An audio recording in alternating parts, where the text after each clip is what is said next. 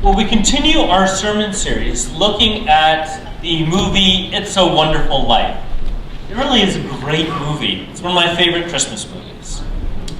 And so today, it might be a little bit ago for us to remember what happened.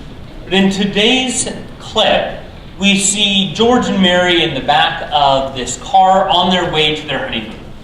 And they are thrilled, they're excited. And they're being asked, well, what are you going to do? And George pulls out this wad of cash, which would have been a lot of money in that time. And so Mary even makes the comment, well, I look like a bootlegger's wife with this. Well, we don't have bootleggers today, really. But there would have been a lot of money. A lot of money.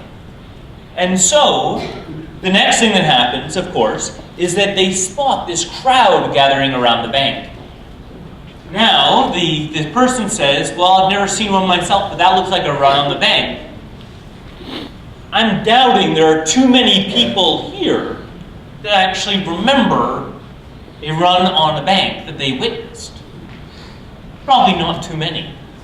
But for those people who don't even know what a run on the bank is at all, a run on the bank is when a lot of people literally run to a bank. And then they try and withdraw all their money from the bank. And the bank then has problems because it can't give all the money it owes to these people. It doesn't have enough. And so the people then in the end actually cause the collapse of this bank, even though they did it accidentally. And all of the money that they have saved for their lives is now lost. That is what is going on here. So George runs up to this place of work, to the building saving and loan. And he goes in there, and there are a lot of worried people around the door who want their money back. So he opens the door and goes in. And there he finds his uncle basically hiding because he doesn't know what to do. So George invites the people to come on in, and then he tries to help them. He asks them what's going on, and the people are worried. They want this money. And they want this money because they don't have the ease of pulling out a card and charging it and saying, there's milk or electricity or whatever I need. Instead, if they don't have cash, they can't buy the necessities of life. Their child goes hungry. Their lights are turned off. Whatever happens does so because they can't afford to pay for it. And that's the situation that they're encountering. So what happens? The people start demanding from George, George, give us our money. And George looks around not knowing what to do. And then Mary appears with her stack of cash and she says, here, let me help. And so George starts handing out money and he looks around. And people say to him, George, I want everything. George tries to explain to them, look, I can't give you all of your money. Your money is in actually her house. And his money is in your house. And that's where your money is. I can't just give it to you. And this system is the same system, though, that allowed each of these people not to have to go begging to the rich old grumpy man Potter trying to get a house. For in the movie, there was this old man Potter who's a miser who has all of this money, but is so unkind to everyone around him. And the building savings and loan allowed those people who would never be able to normally get a loan to own a house. So here in this situation, you have these same people who have received this kindness and generosity now saying, I need my money back. I need help. And so what happens?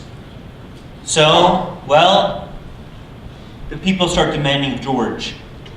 One person even goes into the room and says, hey, if you want your money back, you can go to Potter down the road and he'll give you 10 cents on the dollar for everything that you wrote here. Well, 10 cents on the dollar, we hear that's a horrible, horrible exchange rate. Also, we know that Potter is the same guy who would never have actually given them a loan in the first place to get out of the squalor. They are selling everything that they have to Potter in order to have a little bit of security. And you can bet that they were ready to do that and willing. And yet, occasionally there was one or two who would say to George, George, actually I just need a few dollars to get through the week. That's all I need. One woman George hears this from, he leans over the counter and kisses her on top of the head. And that is the story of what's going on. But weirdly, that's not just the story of this movie, that's actually a story of much of the Bible as well. George, in a moment when he looks around seeing the people's demands, is like Moses. Hearing from God, "Go, Moses, go and tell the people, go and tell Pharaoh to let the people go." Moses looks around and God says, "God, I can't do that. What am I to do that with?" And God says, "Moses, what's in your hand?" So Moses looks down in his hand and he sees a staff. And he's like, "God, it's a staff." And God says, "Yes. And with that staff, I'll bring the answer. With that staff, I'll do my wonders." Similarly, George looks around for help in this movie, and there's Mary holding his hope, holding his dreams, his even just for his honeymoon, his chance to get out of Bedford Falls. And there, George takes that money and he gives away his hope. He gives away his future, once again to the people. This movie has so many of those different moments which point and relate to different stories in the Bible. Another one, of course, is that woman who asked for only a few dollars. When Moses was in the desert with the Israelites were hungry and crying out for God for his help. And so what did Moses do? Moses turned and cried out to God, and God didn't send, enough for their entire lifetime. Here you go. Here's a paycheck that will do you for your entire lifetime. No, it'd be nice, wouldn't it? Actually, what God did was gave them just enough food for that day and said, "Don't worry, more is coming tomorrow." And that woman who asked only for a few dollars, she was trusting in George in that same way, that this would be enough, that she could get through. And that was faith. And yet there are people in our world who fear, us included at times. And we are willing to run to Potter, we are willing to run to the object that actually is looking to destroy us in order for a little bit of security, a little bit of help. We are at times done in by our own stupidity. And even though we would like not to be, we at times are the instruments of our own problems in life, our own destruction. We like to blame others and point to them and say it's their fault. But some of the times it's not. Some of the times it is our own fault.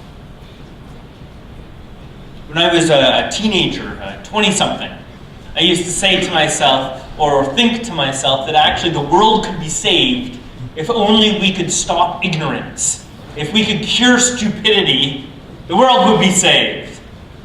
It sounds a little stupid, doesn't it, itself? That was kind of my own thought. I thought, well, okay, what's really the problem here is a lack of education, a lack of understanding. And if I become smart enough, I won't make mistakes. Itself is kind of stupid. No matter how intelligent we get, we still have the opportunity or the chance to choose something that's wrong and to go down that path. In fact, the more intelligent you get, the bigger the blunder you're going to have. It's like when you're a little kid. Little kids understand this. Charlie, you probably get this. When you're little, you run around a lot. And when you fall, you bang your knees and you're like, ow! And then you get up and you do it again and you run some more. Now for some reason, as you get taller, gravity seems to be less kind to you. Or rather, it just does its thing. And that when you're taller, you start to run around, and when you fall, it hurts a bit more. And then when you get older still, your bones start to disagree with you a little less. So that when you then run around and you fall, you then hurt yourself all the more. And it happens like that through life. It continues to mean the longer you go, the more each fall actually ends up hurting you a little bit. I make this point because it's the same with ideas. That when you have an idea, At first, I just thought of something and I share it with Cam, and Cam says, David, that's the stupidest idea I've ever heard of. I'm not very offended. I just had the idea. I'm like, oh, it was just a fleeting thought. Dave, I'm too nice. Charlotte might. Okay. So, if I were to share that idea, it's just a fleeting thought and shoots it down the well. But let's say I then spend a year doing this or living out this idea. If I spend 2 or 3 years, what if I spend my whole life? What if I'm 90 years old and I find out that the foundation of my life is all wrong? How am I going to take that? Am I even willing to accept it at that point? Or will I adamantly refuse because I am so determined to believe this? It's like in the States, sometimes if ever you are foolish enough to bring up politics in the States, you'll get a very big earful. No matter what side you talk to. It's amazing. Sometimes it's like Canada politics. A person will tell you something, and they will keep telling you, even when you're done listening, they'll keep talking to you. And even if you know they're wrong, even if you could prove them 100% wrong about something, they will still believe it. Because they have become that. They've become that belief. It's ingrained in them. They need it to be true. That's partially like our world.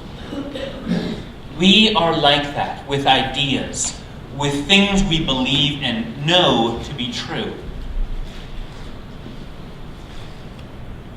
God made us to love, yes, but He also gave us a brain to think. And as we grow older, we build these experiences about this world and about God. And so we come, even in our experiences of God, we come to have this knowledge. Paul calls Jesus a stumbling block to the Jews and foolishness to the Greeks. And he does so because intelligence can't save the world. A curing of all ignorance can't save the world. Because even our own past experiences of God will be a stumbling block to us at some times. Because by them we define God. We say this is who God is. And then we try and pigeonhole him. Or if we look at God clearly out of an intellectual sense, then we end up thinking it's foolishness. Jesus came to give himself up to die? That doesn't actually make sense. He came from heaven, stepped down from the throne to actually give his life and die for you. From the human perspective, that makes no sense. The King of the universe shouldn't die for you. Because, quite frankly, I'm fairly stupid. I don't deserve to have someone die for me. And yet Jesus did. Jesus died for all of us. There is something that goes on each year. My brother asked for this for a Christmas present, in which is why it's on my head. They're called the Darwin Awards. And they're gifts, or rather awards, for the person who took themselves out of the gene pool in the most spectacularly stupid way. And so, these books are testimonies of our stupidity as a people. That we will continue, no matter where we do in this world, to make mistakes, to do dumb things. A recent winner was a guy who did something very similar to what I have done in my own life, and he died for it. He worked in a ski hill, and one day he'd been there for years, and he saw those mats that are around the base of the chairlifts. And he always thought to himself, those things would make incredible toboggans. I'd love to grab one of those and take it up and toboggan down the hill. Now, maybe none of you have had this thought. I have actually had that thought. Maybe many of you are much wiser than I am, probably. But each time I go up the chairlift, I look down, I'm like, That would be kind of neat. Well, this guy decided to take one off and decided to take it up the chairlift with him. And then he decided to toboggan down the hill on it. Well, the worst thing happened. He ended up careening into the same pole that he took Matt off. And now there's no Matt to protect him. So he ends up dying. Similar stories like this happen all the time. There was another man who decided that he wanted to break in to get these tickets for a train. And so he pours aerosol into the machine to blow it open. And then he lights a match and blows open the front casing. And he's standing right in front of it. We as people do things that are dumb all the time. We are the same person as the people in the film who say, I would like to take my money and I'd like to go exchange it for Potter for 10 cents on the dollar. We constantly in this world look for things other than God for help. We are willing to change or exchange the immortal glory for that which is made from wood and clay.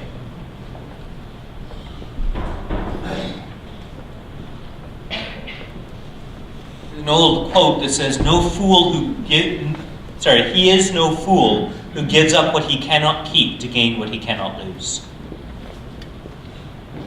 In our story today, Joseph does not seem to make a whole lot of sense.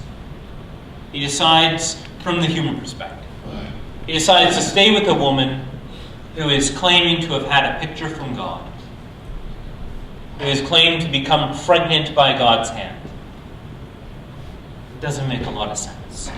It is foolishness. To anybody who's not a Christian, you can listen to him, you can watch other movies mocking it. It doesn't make a lot of sense. And yet, it's also the most beautiful act in the world. It's a beautiful act by Joseph of generosity and love, of trust and faithfulness to say, okay, Mary, I believe you. To look and experience the angel speaking to him and say, okay, I'm willing to follow God. And it's a statement of just incredible love of God. To come down to this world to be with those who don't deserve it. To be with those who will betray him ultimately. Who will not recognize again and again the beauty and the grace of God that is right in front of them. They'll deny it. It's foolishness. It's nonsense. And yet it's true. And because of that, it's the most incredible story. It can do what nothing else, no other story or experience can do in this world, and that's bring us life. And that's to save us from what we cannot be saved from. It's to heal us in ways we can't understand. And to reveal to us the God that can't be seen. So this Christmas, my encouragement, my challenge to you this Christmas season is this. It's to look at those things, those areas that you don't understand, or those areas that you think you do, and ultimately to hand them to God.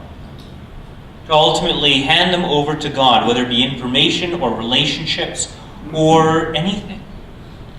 And to try and take a step further into God's love, to experience God, and to walk with him. Ask God what he would like to do with you this day. And I know that might sound foolish. That's the same foolishness in which God stepped down into this world with. Ask God, what he would like you to do this day. How he would like you to follow in his footsteps and to truly know his heart and to bring love further into this world. Let us pray.